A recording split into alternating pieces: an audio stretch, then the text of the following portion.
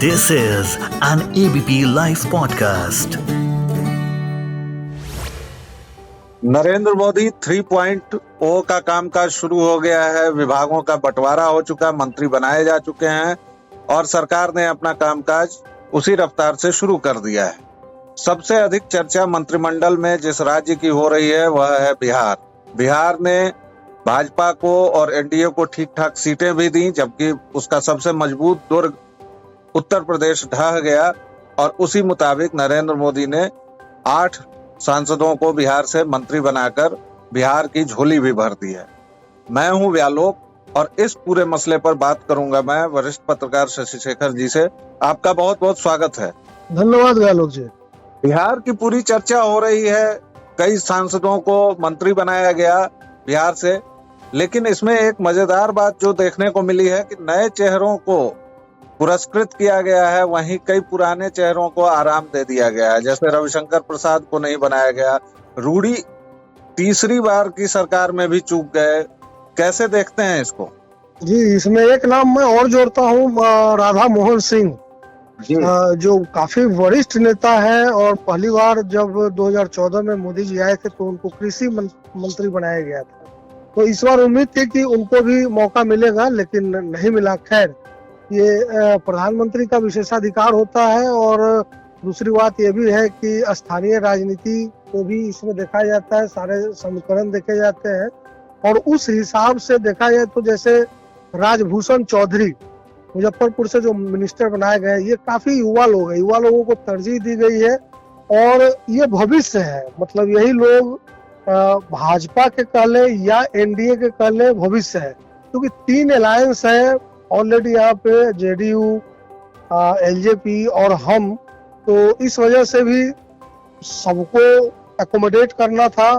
तो मुझे लगता है कि नंबर इसलिए भी बढ़ा बिहार से क्योंकि यहाँ अलायंस की संख्या ज्यादा थी। अच्छी बात ये मुझे लगी कि जो भी मिनिस्ट्रीज, भले जो सीसीएस रिलेटेड मिनिस्ट्रीज है या जो इम्पोर्टेंट है वो बीजेपी ने अपने पास रखा, लेकिन बिहार के हिस्से में 2-3 मिनिस्ट्री जो है बहुत अच्छा आया है, खास करके बिहार के विकास के मामले में अगर हम देखें तो।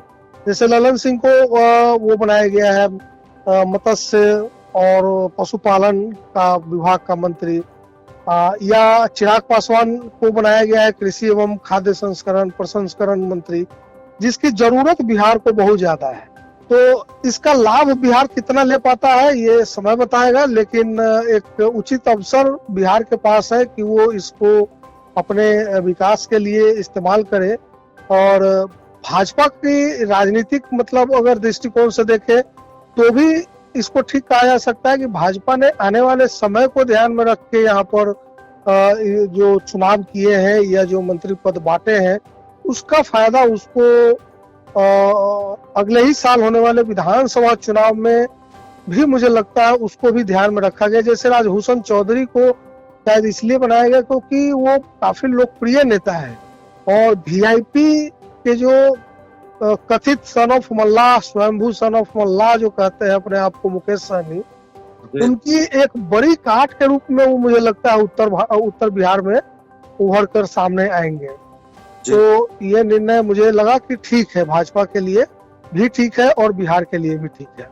जी। एक और बात, चूंकि जाति की अगर बात न करें तो भारत में राजनीति की हम लोग अधूरी रह कर जाती है सकते हैं और अधूरी हो जाएगी। तो जितने नाम हमने लिए, रविशंकर प्रसाद, राजीव प्रताप रूडी, या फिर तीसरा नाम जो आपने लिया राधा मोहन सिंह, और कई दिग्गज तो खैर चुनाव हार गए, कई को टिकट नहीं मिला, अश्विनी चौबे को टिकट नहीं मिला, या फिर इनके जो सहयोगी थे उपेंद्र कुशवाहा वो हार गए। लेकिन ये जो 3-4 नाम हमने लिए हैं, ये सब के सब सामान्य जाति, जनरल कास्ट के आते हैं। जनरल कास्ट से आते हैं। तो क्या भाजपा ने यह मान लिया है कि सवर्णों के पास, सामान्य कास्ट के पास उनको छोड़कर और कोई विकल्प नहीं है, इसलिए वो केवल और केवल ओबीसी, एससी, एसटी पर ध्यान केंद्रित करेंगे? देखिए, मुझे लगता है पॉलिटिकली करना भी चाहिए, क्योंकि राधा मोहन सिंह भले यहाँ से जीते हैं लेकिन वो मात्र 88,000 वोट से जीत पाए, जबकि पिछली बार वो करीब 2.5 लाख वोटों से जीते थे। आप दूसरी तरफ देखिए, आरा में आरके सिंह जो थे, जो पूर्व मंत्री, केंद्रीय मंत्री, वो भी उसी जाति से आते हैं जिस जाति से राधा मोहन सिंह आते हैं, लेकिन वो चुनाव हार गए और उनको हराया किसने?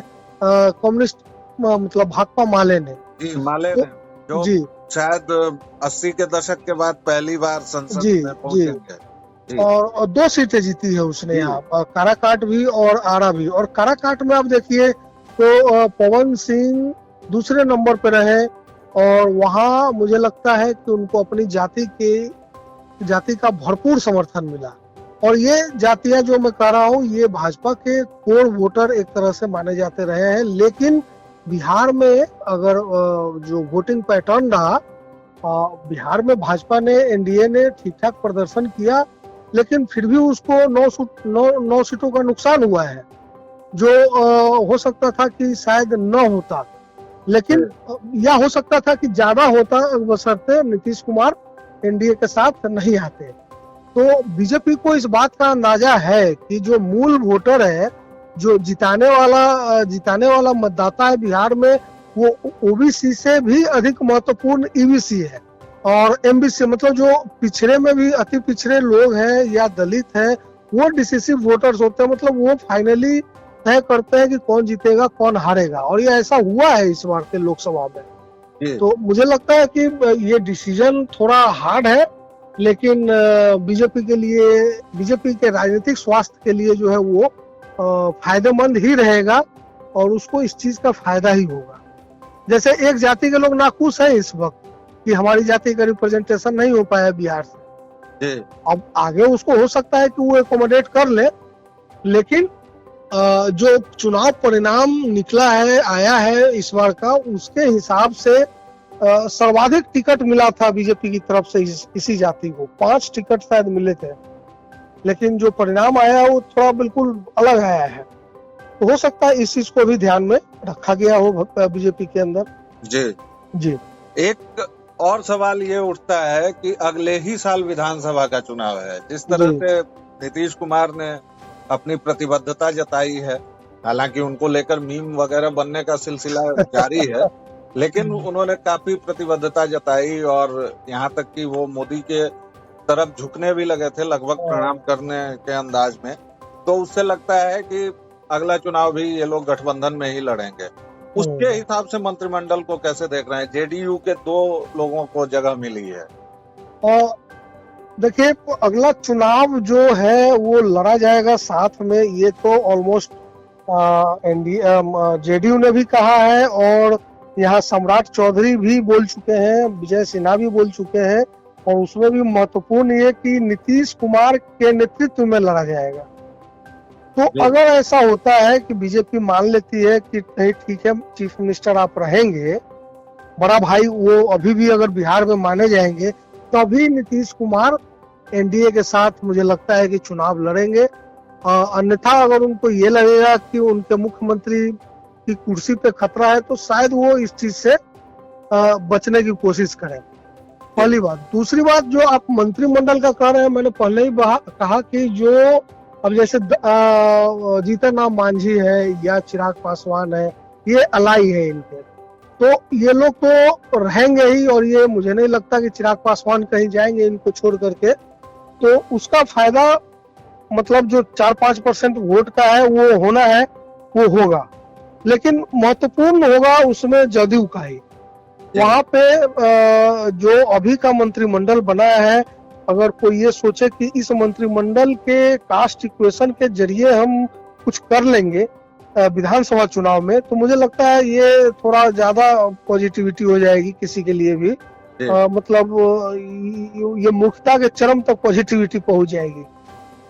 इसके बजाय जो सहयोगी दल साथ होंगे उस वक्त बीजेपी के साथ, वो ज्यादा महत्वपूर्ण रहेगा। जैसे चिराग पासवान हो, हम के मांझी हो, उपेंद्र कुशवाहा हो, वो भले हार गए हैं लेकिन अभी भी एक नेता है वो, हालांकि उनकी काट के तौर पे सम्राट चौधरी आ चुके हैं। तो और सबसे महत्वपूर्ण नीतीश कुमार, कि वो कहाँ जाते हैं, कहाँ रहते हैं। वो अगर साथ रहेंगे तो निश्चित तौर पे ये लोग सत्ता में आएंगे, उसमें कहीं कोई दो मत मुझे दिख नहीं रहा है कहीं। लेकिन अगर नीतीश जी कुछ करते हैं तो फिर उसका असर भी मंत्रिमंडल के कास्ट इक्वेशन से ज्यादा पड़ेगा। जी। आखिरी सवाल, जी संक्षिप्त जवाब चाहेंगे। बिल्कुल। नए विधानसभा भंग कर पहले चुनाव कराने की कोई संभावना आप देख रहे हैं? ये संभावना हम लोग देख रहे थे और ये बात थी कि नीतीश कुमार चाहते थे लोकसभा के साथ ही विधानसभा के चुनाव हो जाए, लेकिन अब जब सरकार बन गई है तीसरी बार और जेडीयू भी सरकार में शामिल है, तो मुझे लगता है कि 1 साल का वक्त है कि वो कुछ काम करे, परफॉर्मेंस करे और अच्छा काम करके दिखाए। बिहार को लेकर के जो कस्में वादे थे नीतीश जी के और खुद भाजपा के, उनमें से कुछ को पूरा करता हुआ दिखे अगर वो लोग, तो उसका फायदा ही होगा। तो मुझे लगता है कि वो समय पूर्व चुनाव कराने की कोई ऐसी जरूरत या मंशा नीतीश कुमार की नहीं होगी। जी, बहुत बहुत धन्यवाद शशि जी, आपने हमसे विस्तार से बात की, इसके लिए थैंक यू वेरी मच।